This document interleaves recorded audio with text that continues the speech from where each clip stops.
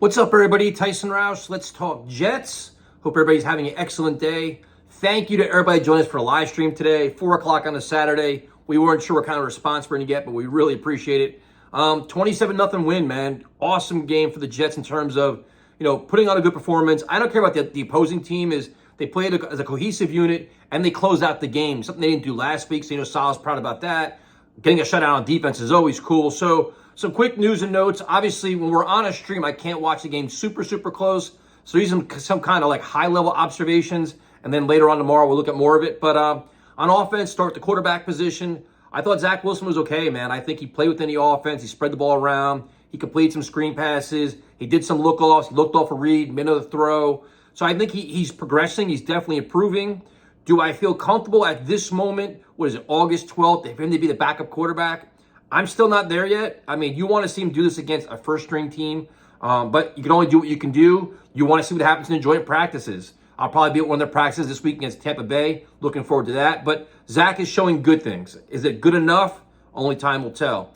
The running backs, Michael Carter almost looks back to his rookie year where he looks explosive, he looks physical, he has the cutback, the burst, all good things, man. Zonovan Knight coughed the ball up, which wasn't good. But the running back room is kind of interesting now where Dalvin Cook hasn't been signed, and the Jets, these young guys are showing things. And then you have Izzy coming in with that big burst, the explosiveness, the one touchdown he had, or the 1 yard line. He had the spin, he dragged the guy. So you're seeing a lot of good things out of him.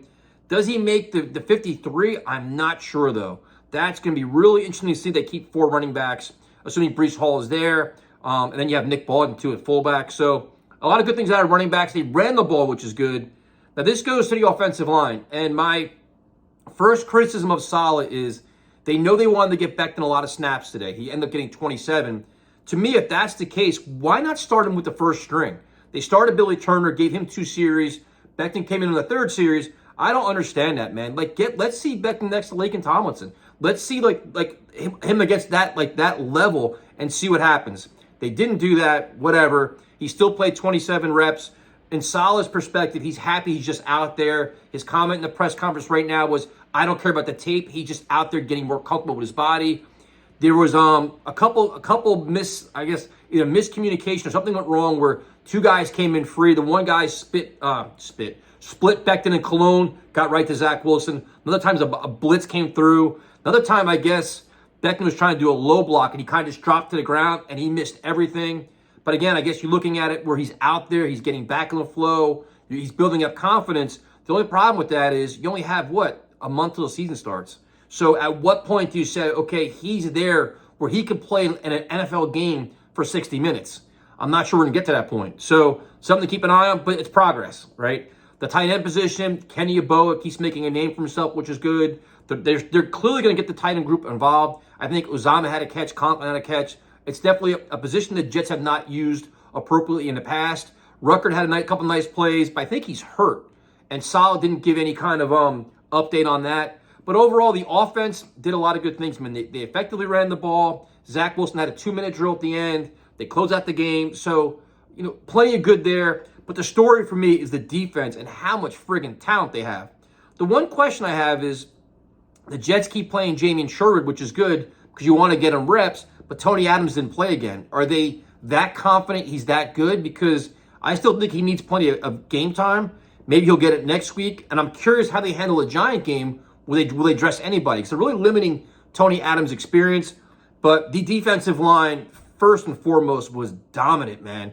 Jermaine Johnson looks like a completely different player as opposed to last year. Bryce Huff looks ridiculously disruptive. So you have those guys. Then you have your first-round pick, Will McDonald, coming in, he has a spin move. He looks explosive. He looks fast.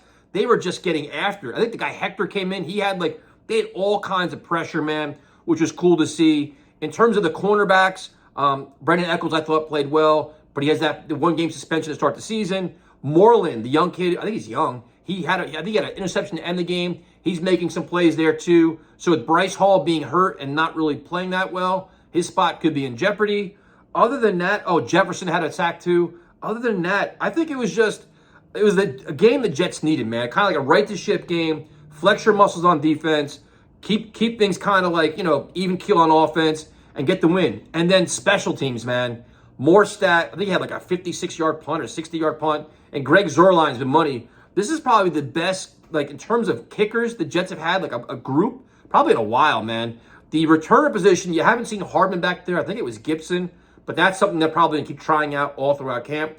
But overall, man, good win. I'm sure I missed some things. But like I said, on the stream, you're trying to catch so many things. But a lot of encouraging signs. Man, this defense is going to be legit. I mean, you can just have waves and waves of pass rushers. I mean, imagine adding Carl Lawson to that mix. I mean, and having Quinnen Williams in the middle. Like, if you have Quinnen Williams and John Franklin Myers being disruptive in the middle, and these guys coming from the outside, man, woof. It's fun, man. It's fun to watch football. So we'll be back live Monday night. Obviously, we'll be streaming the games as we go. And that's it. Have a good night. Enjoy the rest of your weekend, too.